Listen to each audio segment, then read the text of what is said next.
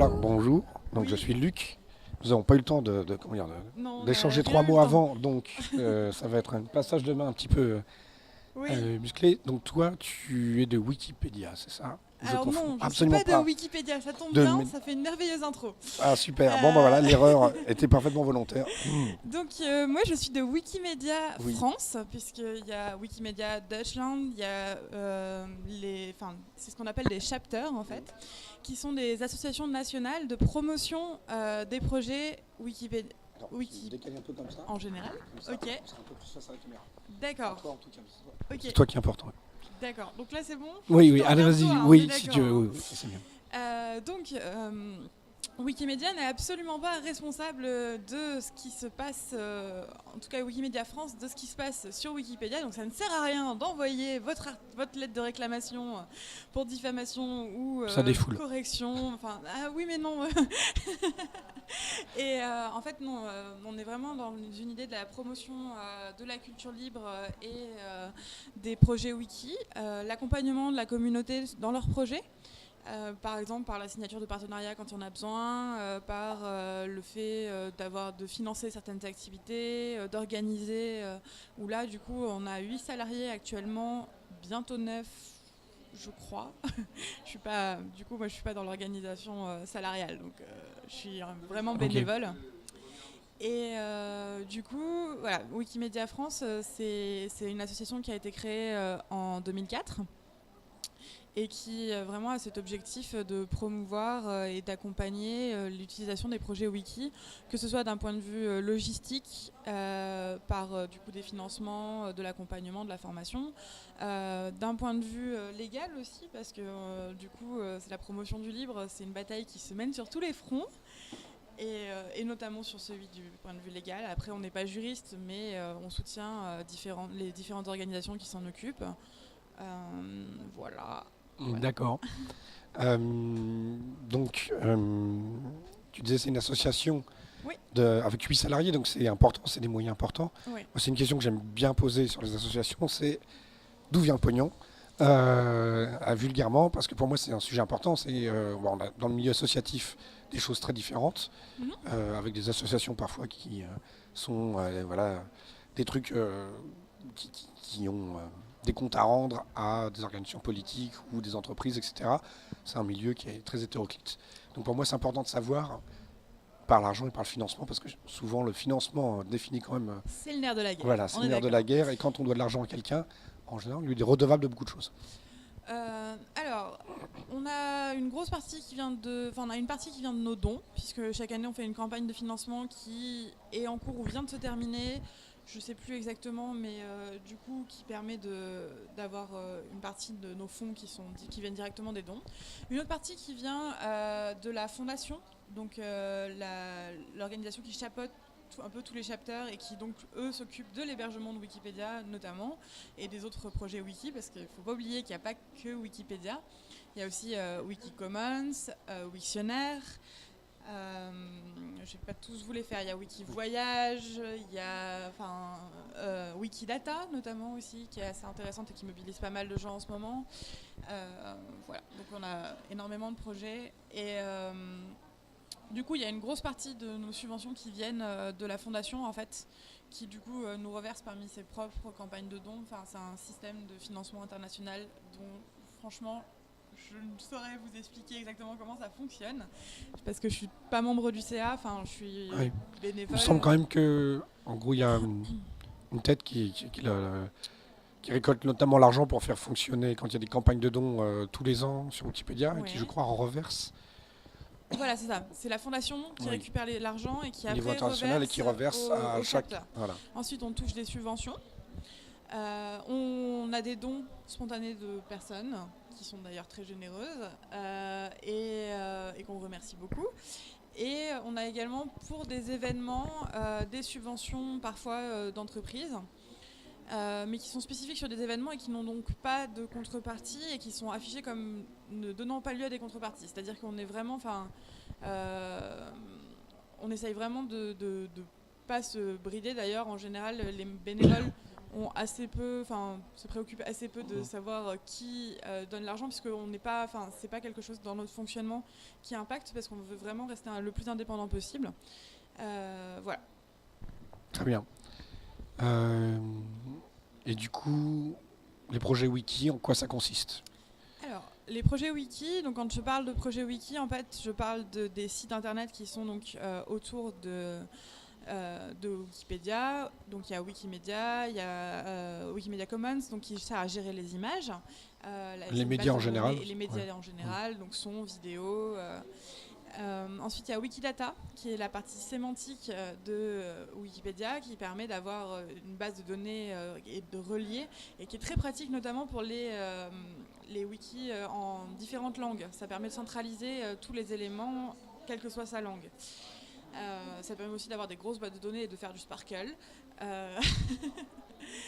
Et d'interroger donc, pour avoir des chiffres, ce genre de choses.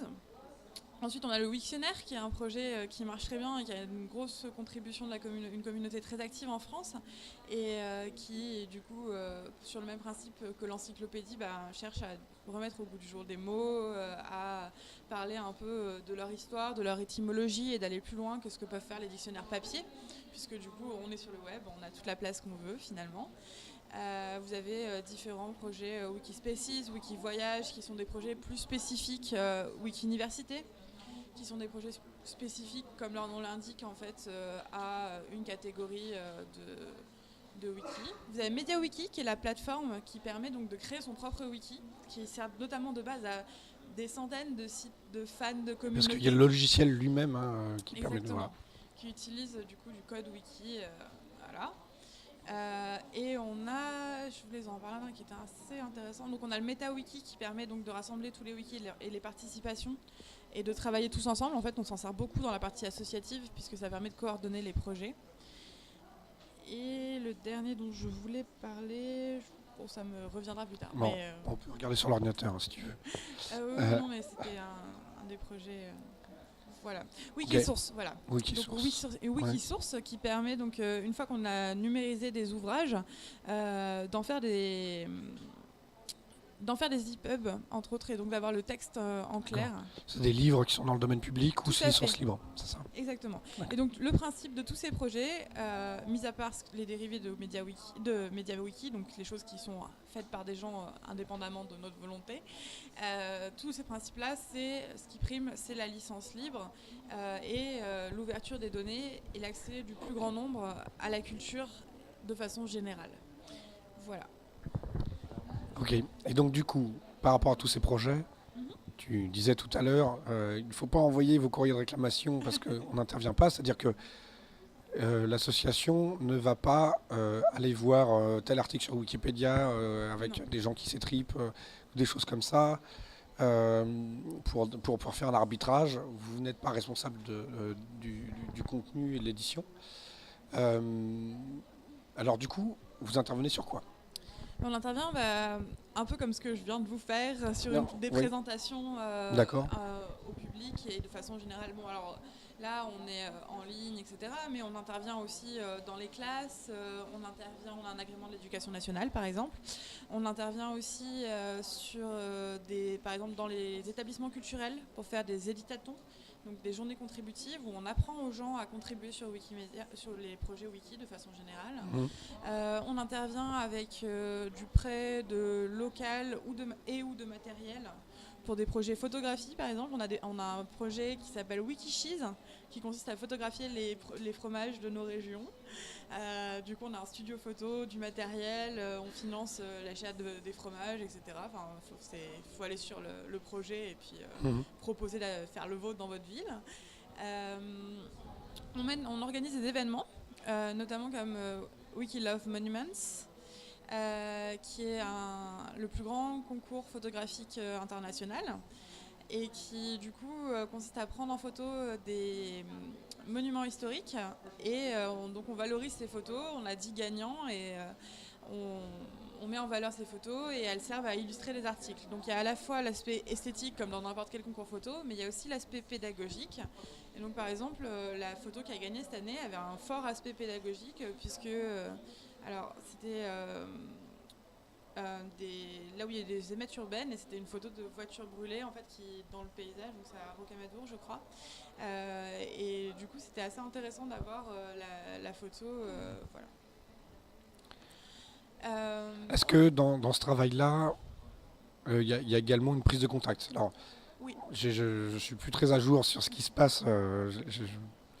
J'ai été contributeur il y a fort longtemps, mais à une époque en tout cas, c'était compliqué de prendre des contacts avec des musées ou avec ce genre d'institutions pour dire bah voilà, on voudrait aller photographier des objets pour alimenter le fonds de médias de Wikipédia et mettre tout ça sous licence libre.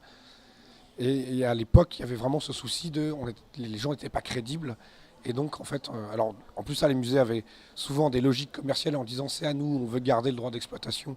Donc, on va surtout dire non parce que on est censé vendre nos propres fonds iconographiques et de photos. Et en plus, ça, il y avait ce truc de voilà, c'est une bande d'énervés et de geeks dans leur coin. Donc, ça ne nous intéresse pas. Est-ce qu'aujourd'hui, c'est toujours d'actualité? Est-ce que l'association intervient à ce niveau-là pour essayer d'arranger le coup? Oui, ça fait partie des missions et tout particulièrement du groupe GLAM auquel je participe beaucoup et où j'ai été référente et où je pense, on n'a pas encore réorganisé les élections, mais voilà.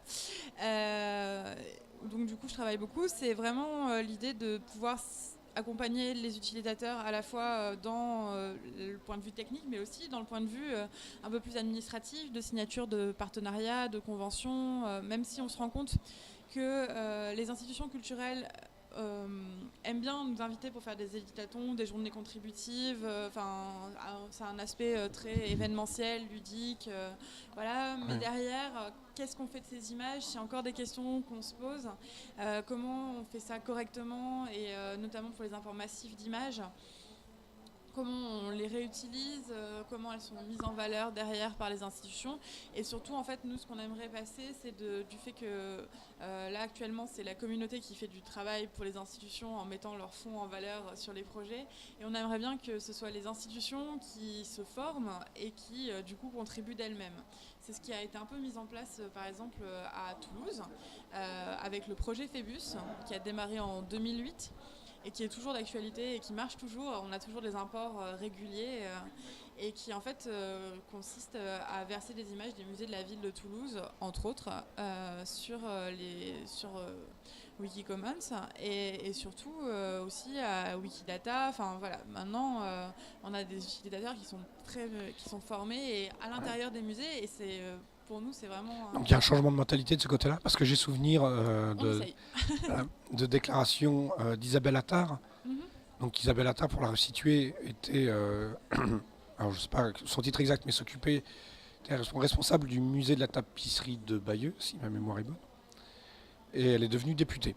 Elle n'a pas été reconduite. Voilà, et c'était pendant toute la législature la députée qui a soutenu le libre de façon, comment dire, notre député qui a vraiment été à fond, etc., et qui expliquait que sur la tapisserie de Bayeux, etc., il y avait toute une logique commerciale qui était le musée doit valoriser, dans le sens commercial, son patrimoine. Donc avoir des photos de basse qualité de la tapisserie de Bayeux qui sont gratuites et des photos de très haute qualité qu'on va faire payer à tous les gens sérieux qui ont de l'argent. Qui voudraient l'utiliser. Et elle disait, résultat des courses, on retrouve partout sur Internet des photos de mauvaise qualité de la tapisserie de Bayeux et personne ou presque n'a jamais acheté la photo de bonne qualité. Et au final, la tapisserie de Bayeux et le patrimoine n'est pas mis en valeur, n'est pas diffusé et donc on n'existe pas. C'est la logique aussi, par exemple, de la RMN, la Réunion des musées nationaux, qui est de mettre des photos en basse qualité et d'avoir du coup des reproductions payantes. C'est des photos, c'est notamment ce qu'a voulu dénoncer l'association Savoir Commun dans l'exposition La Connaissance. Je ne sais plus exactement du titre, mais pour la connaissance libre. Voilà, pour la connaissance libre. Et le fait que, en plus, au-delà de ces restrictions, c'est ce qu'on appelle une privatisation du domaine public en fait pour les œuvres qui sont toujours dans le domaine public et que du coup toucher une redevance sur ces œuvres quelque part, c'est quelque chose d'illégal parce qu'on prive les Français de leur patrimoine et enfin pas que les Français d'ailleurs. Alors légal, je sais pas, mais en tout cas En fait, moralement très très contestable. discutable. Légalement, évidemment que c'est. Enfin, ceci dit, l'exposition a eu lieu. On a exposé des œuvres interdites comme le buste de Néfertiti qui a été reproduit en 3D, scanné et reproduit en 3D illégalement du coup, et d'autres tableaux, etc. Et on n'a jamais été attaqué. Mais l'idée, c'est vraiment la promotion de la culture et le domaine public est quelque chose qui est déjà suffisamment... Enfin, on trouve le droit d'auteur suffisamment restrictif comme ça, parce que 70 ans après la mort de l'auteur, c'est quand même sacrément long. Oui. Pour qu'une fois que les œuvres sont dans le domaine public, qu'on puisse du coup... les utiliser, le faire vivre, parce que quelque part, derrière, au-delà des enjeux commerciaux, c'est aussi c'est une appropriation et faire vivre la recherche. Enfin, je veux dire, la culture libre se base sur les mêmes libertés fondamentales que le logiciel libre, et qui sont donc, je ne sais pas si je refais un... Non, on va pas se lancer là-dedans peut-être. Mais l'idée, c'est vraiment de pouvoir... faire vivre ces photos, pouvoir se les réapproprier, pouvoir les faire connaître, faire de la recherche, travailler tous ensemble. Il y a énormément de médiation numérique qui se met en place dans les musées aujourd'hui et qui permet à tout le monde de mieux profiter du patrimoine. Et du coup, ça, c'est possible que quand les œuvres sont accessibles. Voilà. Et ce qui est intéressant aussi, c'est que il y a toute cette question de patrimoine et tout, mais la simple représentation du monde. J'ai contribué à une époque à Wikipédia quand on a rédigé un article. Ou si on fait quoi que ce soit, ou en se disant sous licence libre et on veut récupérer par exemple des photos ou des choses comme ça parce qu'on a besoin d'illustrer un propos, on se rend compte que très rapidement on a besoin de plein de choses, de voir des détails d'un objet, mais des objets les plus banals qui soient. Je veux dire, une tasse, on peut imaginer, pour un projet quelconque, avoir besoin d'une représentation d'une tasse sous plein d'angles différents. Peut-être que je vais avoir besoin d'une tasse vue du dessous. Personne ne va faire ce truc-là par défaut. Mais en fait, on ne sait jamais quel est l'usage derrière. Et une des choses que je trouve assez significative, c'est qu'aux États-Unis, tout ce qui est financé par l'État est mis dans le domaine public. C'est qu'ils ont un droit qui leur permet de mettre dans le domaine public. Et donc on retrouve énormément de photos qui sont générées par des agences américaines, notamment la NASA, etc., avec des photos de très haute qualité qui sont sous le domaine public. Et donc, qu'est-ce qu'on voit au final ? C'est que c'est ces photos-là, c'est cette iconographie qui est utilisée dans les papiers, dans toute l'exploitation qu'on va faire de ces informations-là. Et donc, on voit que finalement, la représentation du monde passe par ces images qui sont disponibles et d'excellente qualité. J'ai animé un atelier à la Wikiconvention, donc qui est le rassemblement francophone qui a lieu tous les ans. Donc cette année, elle avait lieu à Strasbourg, autour du qu'est-ce qu'on pourrait demander comme libération de données au niveau des numérisations, et notamment dans un potentiel futur partenariat avec la BNF. Et du coup, ce que m'a fait remonter par exemple les équipes du Wiktionnaire, c'est qu'ils voulaient des catalogues. Moi, j'y aurais jamais pensé spontanément, mais en fait, eux, ce qui les intéresse, c'est des catalogues d'objets, de coutellerie, d'objets d'ethno, des choses auxquelles on n'aurait pas spontanément pensé, mais qui sont des bases de données énormes, même en peinture aussi, évidemment, sur les œuvres d'art. Et donc, ça fait partie des projets dans les cartons de demander les numérisations des catalogues pour pouvoir illustrer les articles du Wiktionnaire, par exemple, entre autres. Mais oui, une tasse, c'est extrêmement important. Et quand on sait aujourd'hui que c'est le 5e site le plus visité Wikipédia, que c'est la principale source d'information d'un peu tout le monde, soyons honnêtes, c'est vraiment un enjeu extrêmement important pour tout le monde, je pense. Et dans le travail qu'on mène au niveau du groupe GLAM, c'est Galerie, Librairie, Archives and Museum, donc muséum d'histoire naturelle, bibliothèque, musée et archives, en fait, en français. On essaye vraiment de sensibiliser les institutions à cette dimension-là de partage de la connaissance pour tous, qui est en fait quelque chose qui rentre dans leurs valeurs à l'origine, puisque c'est vraiment la philosophie de ces établissements-là. C'est censé l'être en tout cas, oui. On part du présupposé que ça l'est. D'accord. Et donc, du coup, en 2017, qu'est-ce que vous avez fait comme action significative Alors, en 2017, on a travaillé avec...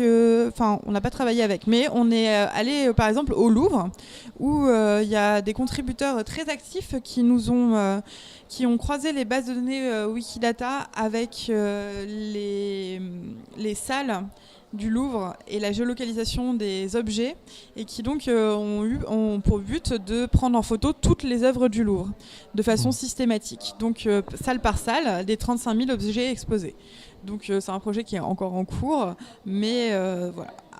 On a eu des contributions, on a eu beaucoup de journées contributives dans différents lieux. On a toujours le musée Saint-Raymond à Toulouse qui nous fait des contributions superbes, avec non seulement qui permet aux Wikimédiens d'aller dans ses collections gratuitement, de prendre en photo toutes les photos qu'ils veulent, mais également qui fait des numérisations de leurs objets qu'ils libèrent.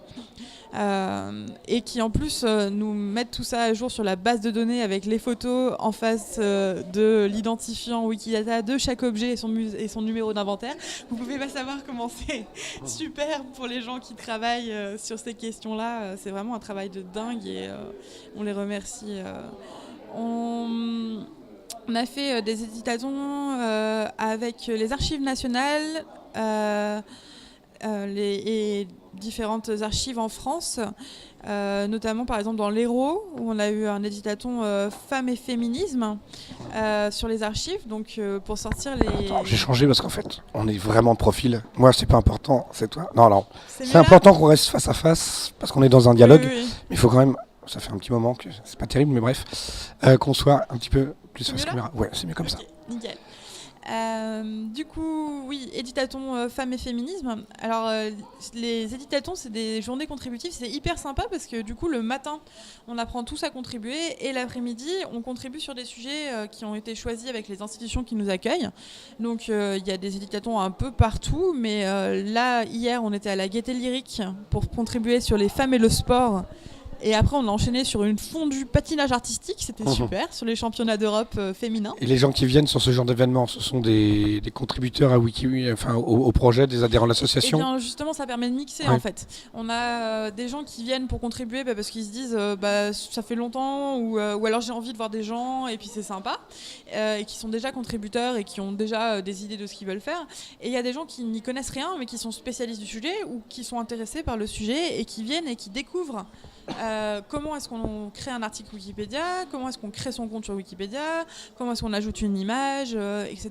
Et ce mélange permet non seulement d'avoir une vision nouvelle et fraîche sur la communauté, et puis sur nos instances, et puis comment ça se passe à l'intérieur, comment on rédige un article, d'avoir des retours, mais aussi de former des gens à l'édition, et puis derrière, quand ils voient une petite faute, quand ils voient un manque de sources, ils peuvent participer.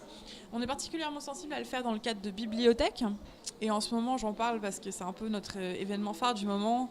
C'est l'événement international One Lib One Ref, pour One Librarian One Reference, qui est donc un bibliothécaire, une référence, et qui consiste en fait à ce que le projet utopique de et si chaque bibliothécaire du monde rajoutait une référence à Wikipédia, est-ce que ça ne permettrait pas d'augmenter encore un peu plus la fiabilité et d'avoir un contenu toujours plus performant, parce que la connaissance, oui, mais la connaissance exacte, ou du moins sourcée, parce que on sait que les sources, ça peut différer quand même, mais c'est quand même quelque chose qui est super intéressant. Donc l'année dernière, on a eu plus de 4000 contributions sur ce sujet-là. Cette année, on espère qu'on va exploser les compteurs, soyons optimistes. Mais du coup, ces ateliers, ils permettent à la fois de sensibiliser les publics, mais aussi les institutions, et de permettre à tout le monde de gagner sur la libération de la connaissance. D'accord. Voilà. Ok. Quel est le public qui vient? Alors, tu m'as dit des adhérents. Donc déjà, qui on trouve, en termes de profil, les gens qui deviennent adhérents à Wikimedia, ils viennent pourquoi? pendant des années, on a eu un petit bug qui faisait que quand on faisait un don, on se retrouvait adhérent. C'était un peu... du coup, on avait des adhérents qui n'étaient pas forcément... Maintenant, c'est réglé, ça fait quelques années que c'est réglé. Mais les gens, en fait... pourquoi est-ce qu'ils viennent à l'association ? C'est parce qu'ils ont envie de donner de leur temps. Par exemple, moi je suis pas une extrêmement grosse contributrice sur les projets wiki, mais en fait ce que j'avais envie de promouvoir c'était la culture libre et de façon plus générale le savoir et le partage du savoir. Et donc du coup mon investissement sur l'association c'est beaucoup plus dans l'organisation d'événements, la logistique, ce genre de choses, que sur de la participation pure. Après j'ai été formée, on m'a expliqué, je participe à la communauté aussi à mon niveau, hein, mais on a pas mal de gens qui sont donc là pour donner un aspect un peu plus réel à leur contribution en ligne, rencontrer des gens, échanger et discuter. C'est une communauté qui est très active, on discute beaucoup. On se rencontre beaucoup aussi, on essaye au maximum. Et voilà, au niveau des adhérents, je pense que les gens ils rentrent dans Wikimedia pour ça. Est-ce que ça peut être un point d'entrée pour quelqu'un qui veut débuter ? Parce que c'est une chose qu'on a entendu souvent, de dire que au fur et à mesure du temps, Wikipédia ou les autre projets, je suppose peut-être que les autres c'est plus simple, mais il y a un nombre de règles qui augmentait avec le temps, qui fait que quand on commençait, moi j'ai commencé en 2003, voilà, c'était simple, il y avait 2-3 trucs à savoir et puis après on se débrouillait. Et qu'aujourd'hui, le débuter, c'est beaucoup plus compliqué parce qu'on a toute la chance de se prendre les pieds dans le tapis parce qu'il y a beaucoup de règles, beaucoup plus. Et que du coup, ça pouvait être un repoussoir pour les gens qui voulaient démarrer parce qu'ils pouvaient se faire rentrer dedans parce qu'ils ont fait des bêtises ou des choses comme ça. Oui, alors normalement, on ne mord pas les nouveaux. Hein. Ça fait partie des nouvelles règles. Mais bon, je peux témoigner de ma propre expérience. Oui, non. Il y a quand même un certain nombre de gens qui sont un peu bas de plafond. Alors, adhérer à l'association, ça fait absolument pas quelque chose... En fait, non mais enfin, j'ai pas la discussion, les échanges... Comme l'association n'a pas de contrôle sur la communauté, nous, on est juste là en appui des gens qui veulent contribuer. Je suppose que c'est... moi, ce que je conseille, c'est pas forcément d'adhérer à l'association, puisque l'adhésion est absolument pas obligatoire, même pour utiliser les locaux, enfin pour aller dans les locaux de Wikimedia. Si jamais vous avez envie un jour d'aller rue de Cléry, où sont les locaux, et de juste poser votre ordinateur et de travailler, ce qui m'arrive assez régulièrement personnellement, vous pouvez sans être adhérent. Enfin, ils vous présenteront les locaux, ils vous présenteront le matériel. Vous pouvez même emprunter du matériel sans être adhérent. Par contre, moi ce que je conseille, c'est de commencer par des journées contributives. Il y en a sur tous les sujets, il y en a énormément, toute l'année, dans toutes les régions. On en fait à Arles, on en fait à Toulouse, on en fait à Montpellier. Celle de Montpellier, elle va avoir lieu là le 17 mars sur les femmes. Je fais un peu d'auto-promo parce que c'est moi qui l'organise. Sur les femmes de l'université de Montpellier. On en fait très très régulièrement à Paris. Il y en a à Strasbourg, il y en a à Lyon. Il y en a très très régulièrement à Rennes. Voilà, il y a des wiki permanences qui se tiennent un peu partout, qui sont des rendez-vous mensuels. Où est-ce qu'on peut avoir la liste de ces événements ? Du coup, en tapant wiki permanence sur n'importe quel moteur de recherche, parce que je ne veux pas faire de favoritisme. Est-ce que vous êtes sur l'agenda du libre ? Oui. Voilà. agendadulibre.org. Là aussi, je fais de la promo parce que c'est mon coloc qui le développe. Donc Ok. Alors, comme c'est du coup très décentralisé et que les contributeurs sont très indépendants et les communautés aussi, donc par exemple les cabales, les groupes locaux d'utilisateurs s'appellent les cabales. On a les GUL et maintenant il y a les cabales. Il n'y a pas de règles formelles, donc mettre à jour ou pas l'agenda du libre en fonction de leur... Mais on essaye en tout cas de le faire au maximum. Et on le met sur les sur les événements, en tout cas avec les institutions, on les met dans l'agenda du libre et on essaye de faire le lien avec un peu tout le monde. Mais oui, donc commencer par un éditaton, c'est quand même super sympa parce que ça permet de rencontrer du monde. Et mine de rien, quand on est plusieurs à contribuer, c'est beaucoup plus simple. Ça permet d'avoir des gens qui sont là pour vous accompagner, pour vous aider et pour vous dire écoute, c'est pas grave, ta page là, on vient de te mettre qu'il manquait de sources, mais c'est pas grave, on va en rajouter et c'est pas grave si tu l'as pas fini aujourd'hui. Et voilà, enfin. Il faut aussi dédramatiser parce que Wikipédia est un énorme projet où il y a énormément de contributeurs et où les gens ont très envie que leur article il soit tout de suite admis, etc. Mais il faut entendre aussi de l'autre côté que la première fois qu'on fait, c'est pas forcément parfait. Et même si c'est dit de façon pas toujours très diplomate, même si du coup on est censé faire attention aux nouveaux et voilà. Donc les éditations, c'est un bon moyen pour commencer. Après, sinon, il y a un système de parrainage quand on est nouveau sur l'encyclopédie qui permet d'être accompagné par un utilisateur aguerri, mais là qui du coup ne dépend pas du tout de l'association. D'accord. Voilà. Donc on a vu les actions que vous avez menées. Donc tu as déjà évoqué des actions en cours. Oui. Donc est-ce qu'il y en a d'autres qui méritent d'être mentionnées ? Oui. Toutes, je suppose, mais... Un peu toutes, ouais. Alors, du coup, je parlais tout à l'heure d'un éditaton qui va avoir lieu tous les mois à Paris, qui a lieu tous les mois à Nantes, si je ne me trompe pas. Où ça, pardon ? À Nantes. À Nantes, oui. Qui s'appelle les 100 pages. C'est un groupe d'utilisateurs des projets wiki. Qui essaye de réduire le gender gap. Donc le gender gap, c'est l'écart entre notamment les contributrices, qui sont entre 16 et 25% sur Wikipédia identifiées. Hein. Donc on est peut-être un peu plus, mais voilà, 25%, ça nous paraît un bon chiffre, ce qui reste quand même très peu. Et ensuite, en 2016, il n'y avait que 16,4%. Peut-être 16,9 des biographies qui concernaient des femmes. Et dans ces femmes, il y en a énormément où la partie vie privée prenait une place monumentale par rapport à la raison de leur admissibilité, par exemple. Donc c'est toutes ces choses qui font que actuellement, sur la question des femmes et du féminisme et de la... c'est pas... On n'est pas encore au top au niveau de Wikipédia. Et donc il y a cette association qui s'appelle les 100 pages, donc dans le sens 100, le privatif, qui fait des ateliers autour du féminisme dans l'art, le sport, les sciences. On a des thématiques qui tournent. Et pour faire des pages à ces femmes qui n'en ont pas, par exemple, actuellement, il y a des gagnantes de Jeux Olympiques qui n'ont pas de page.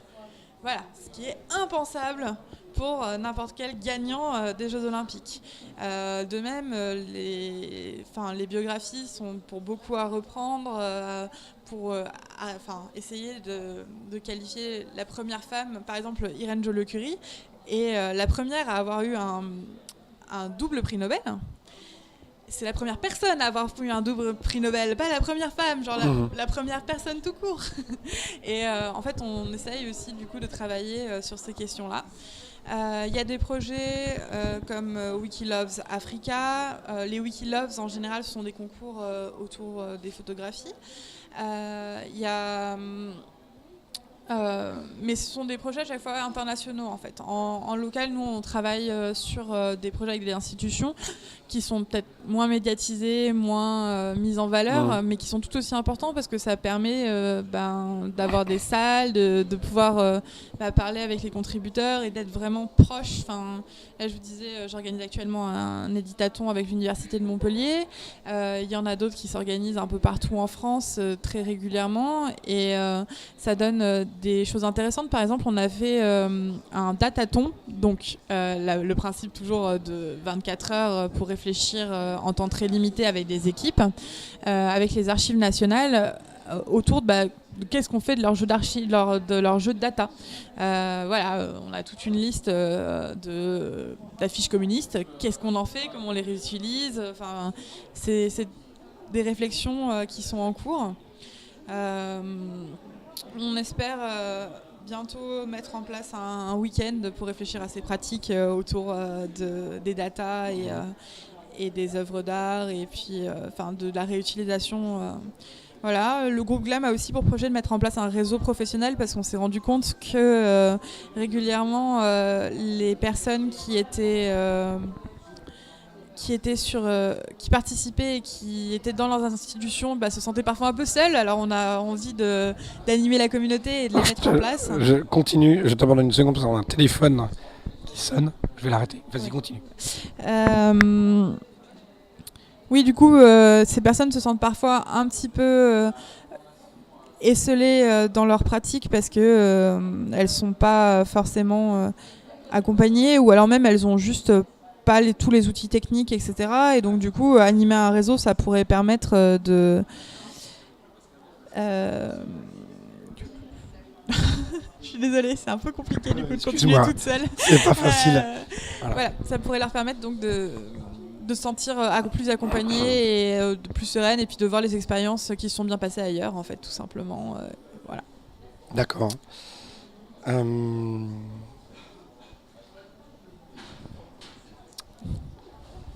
Est-ce qu'il y a une page ou une communication particulière pour l'outil en question, pour ton groupe, pardon, si on veut se renseigner On fonctionne sous forme de liste, en fait. Liste de discussion, donc par mail. Des listes de discussion, voilà, où on peut s'inscrire sans être adhérent. Ouais. Oula, on se voit là. Oui, on se voit, mais c'est vrai que je suis hors cadre. Hop. Mais oui, mais le plus, c'est le. Enfin, alors, on va finir de toute façon, voilà. Voilà, c'est mieux comme ça. Oui. Peu importe. D'accord. Continue.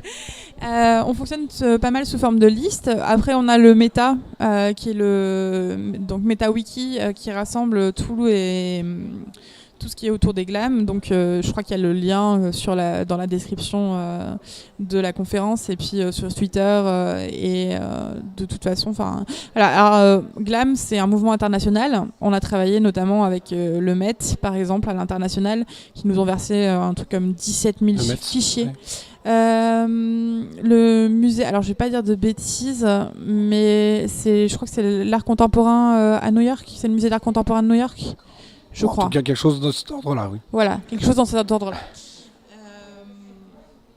Qui du coup nous a fait un énorme versement, le Rijksmuseum aussi. Voilà, on a énormément on a des musées internationaux qui font des très très très très gros versements. Et c'est vrai que du coup, les glams à l'international, c'est un peu quelque chose qui marche bien et qui est un peu notre vitrine, puisque c'est des images de musée, c'est du patrimoine, c'est toujours sympa. Mais il y a plein d'autres projets, comme par exemple les communes de France, qui sont donc faites chaque année. Il y a des projets comme One Lim One Ref. Voilà, il y a tout un tas d'événements qui peuvent se motiver à contribuer d'une façon ou d'une autre, et qui sont super sympas et qu'on peut retrouver du coup on fait des articles de blog, on a un Facebook et un Twitter, parce que on peut pas trop faire l'impasse des réseaux sociaux aujourd'hui. On a une wiki-revue et une wiki-lettre. La wiki-revue étant publiée de façon trimestrielle ou semestrielle, et la wiki-lettre étant mensuelle. On a également des listes de discussion où maintenant, depuis tout récemment, les salariés et l'OCA nous font un compte-rendu hebdomadaire de leurs actions. Ce qui est hyper intéressant quand on est simple adhérent, parce que du coup on voit ce qui se passe dans les coulisses, et ça je trouve ça super cool, parce que on sent que tout ce qu'on voit pas d'habitude, surtout dans une association décentralisée où on fréquente pas forcément les locaux. 8 personnes, on fait beaucoup de choses, quoi. Voilà, c'est ça. Et en plus avec 8 salariés, ça fait des fois des mails un peu à rallonge, mais je trouve ça super d'avoir tout ce retour et ces discussions, parce que du coup ça nous permet aussi de discuter avec les salariés en disant j'ai pensé à ça par rapport à ce que vous avez présenté la semaine dernière, est-ce que ce serait possible, j'ai envie de monter un projet avec telle bibliothèque ou tel musée, ou je suis un spécialiste de tel sujet et j'aimerais bien qu'on fasse un projet là-dessus. Voilà, c'est vraiment très très varié, et moi c'est ce que j'aime bien. D'ailleurs, je suis investie sur un peu trop de groupes pour mon emploi du temps, puisque du coup j'anime principalement celui sur les glams, mais je travaille aussi avec le groupe communication et Wikilove Monuments chaque année. Voilà. Ok. Alors, on est censé tenir encore 10 minutes. Personnellement, je n'ai plus de questions qui me viennent. D'accord. Est-ce que il y a des choses qui te semblent mériter d'être dites? Il y a une chose, c'est que quand on intègre l'association, souvent les gens sont un petit peu déboussolés parce que c'est décentralisé, parce qu'on vous prend pas en charge immédiatement. On vous explique les listes, etc. Mais il n'y a pas de formation destinée aux personnes. Mais en fait, Il y a tout un tas de projets et c'est vraiment intéressant de s'investir sur les listes et d'aller voir, écouter, même si on ne parle pas au début.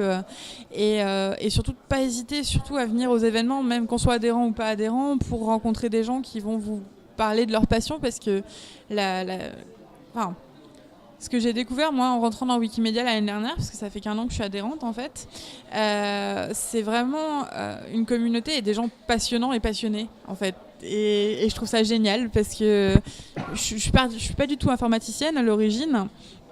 J'ai découvert le web sémantique et Wikidata, j'ai découvert le Sparkle, j'ai découvert tout un tas de choses. Sparkle, je sais pas ce que c'est d'ailleurs. Mais... C'est le langage d'interrogation de la base de données Wikidata, donc ça permet de poser des questions et d'avoir des réponses sous forme de, par exemple, il y a un blog qui recense des questions, en fait, comment poser des questions et notamment par exemple sortez-moi toutes les femmes scientifiques qui sont actuellement dans le domaine public, tous les personnes qui ont fait avec les identifiants de Wikidata, puisque du coup Wikidata fonctionne avec des propriétés et des identifiants. Voilà, donc on travaille, ça permet d'interroger cette base de données monumentale que sinon on serait un tout petit peu perdu. Voilà. Donc surtout, faut pas hésiter à demander et en fait c'est ce qu'on essaye actuellement de travailler avec l'association, c'est de mettre en place. Vous pouvez faire ça, vous pouvez aller dans cette direction. On a du matériel, on a des locaux et il faut pas hésiter à nous proposer des idées. On est toujours partant. Là, Wikishiz, ça fait un moment que ça commence à tourner. Du coup, régulièrement, on se demande si on va faire un Wikitea ou un Wiki Pastory, il y a eu un projet de Wikibeer ou Wikiwine, bon voilà, mais on n'a pas encore décidé, mais l'idée c'est vraiment aussi d'être dans le fun et de s'amuser, de proposer des choses qui sont vraiment intéressantes. Et d'un point de vue professionnel, c'est extrêmement intéressant parce qu'on apprend des choses top. J'ai notamment travaillé avec Wikilove Monuments. Je suis pas du tout photographe, mais j'ai travaillé avec le jury et du coup, on m'a parlé de la règle des tiers, de l'exposition, des règles de base de la photographie. C'est vraiment un univers qui a de multiples ramifications et quel que soit là où on a envie de s'investir, il y a toujours quelqu'un pour en discuter avec vous et vous aider et c'est ça que je trouve un peu génial. Une vraie vie de communauté. Ouais, voilà. Et une communauté sympa. Et une communauté très sympa. Moi je suis arrivée un peu en plein bouleversement parce qu'il y a eu pas mal de mouvements cet été et en fait comme je dis, là, les salariés LCA font un travail de folie et nous en parlent. Il y a des projets qui se mettent en place un peu partout. Il y a vraiment des choses qui se passent partout en France. On rencontre des contributeurs d'un peu partout. Hier, on était il y avait des Suisses. Moi, je viens de Montpellier. Il y avait des gens qui venaient de Paris. Voilà. L'idée, c'est... Tu fais le déplacement de Montpellier jusqu'ici Ouais, moi je fais régulièrement le déplacement en fait. Je suis très régulièrement à Paris, que ce soit pour professionnel ou personnel. Donc du coup, il s'est trouvé que j'ai croisé Bouquinette qui m'a dit viens faire une conférence. Et du coup, voilà, je me retrouve à vous parler de tout ça. Mais je suis très contente parce que c'est un festival que j'aime beaucoup et auquel je suis déjà venue dans la version IRL ou AFK, suivant les... Ouais. Je sais qu'une des premières choses, je suis rôliste à l'origine. Et une des premières choses qui m'a plu quand j'ai déboulé sur Wikipédia, c'est qu'on pouvait parler de jeux de rôle. Ouais. Et notamment sur les pages liées aux cultures de l'imaginaire, etc. Ou par exemple des pages sur la science-fiction. Donc il y avait des listes, on dit dans le cinéma, dans la littérature, en jeu de rôle. Mm-hmm. Et effectivement, dans un monde avant un Wikipédia, le jeu de rôle n'existait pas publiquement. C'est-à-dire que c'était nécessairement un truc de niche. Et il ne méritait pas qu'on mentionne que ça existe. Donc si dans une encyclopédie classique ou n'importe où on voulait parler de science-fiction ou de fantasy ou de je ne sais quoi, on allait parler de la bande dessinée, on allait parler des médias honorables, respectables, etc. Et du coup, je me suis dit, en fait, c'est une façon de représenter le monde qui me ressemble et et sur lequel je peux effectivement avoir enfin, marquer mon empreinte, pas dans dans quelque chose de mégalomane, mais en disant, voilà, moi je connais ce petit bout Bah et ouais. je peux apporter ma brique. Et du coup, je me reconnais également dans ces encyclopédies parce qu'elle montre voilà, Ce qui touche une ouais. part du monde qui est la mienne. Moi, en ce moment, par exemple, mon gros truc en ce moment, c'était d'abord les bases de données sur les musées, parce que bon, je viens de la culture et Mm. je bosse là-dedans, donc voilà. Et maintenant, je suis en train de contribuer sur les jeux de société. Voilà, c'est mon trip en ce moment. Je suis en train d'essayer d'harmoniser les bases de données Board Game Geek avec Wikidata. Voilà. Oui. Mais il y a n'importe tous les Oui. sujets, quoi. Enfin, Ça pose des problèmes au niveau de l'image d'ailleurs, parce que j'avais fait moi des photos de jeux de société avant de me rendre compte que au final j'ai pas le droit, puisque toute l'iconographie et tout le jeu en lui-même est couvert par un droit d'auteur, donc je ne peux pas le mettre dans Wikipédia. Oui.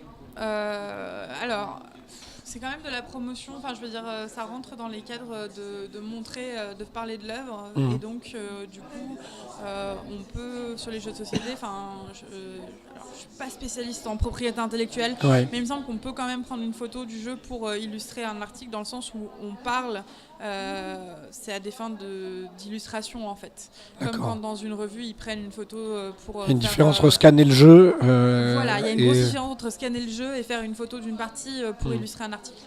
En tout cas, je sais qu'on a plein de photos de jeux de société sur Commons et je pense qu'on a le droit de le faire. Mais je ne suis pas sûre, je ne m'avancerai pas là-dessus. Voilà. Ok, très bien. Bon, je propose qu'on s'arrête là. Ouais.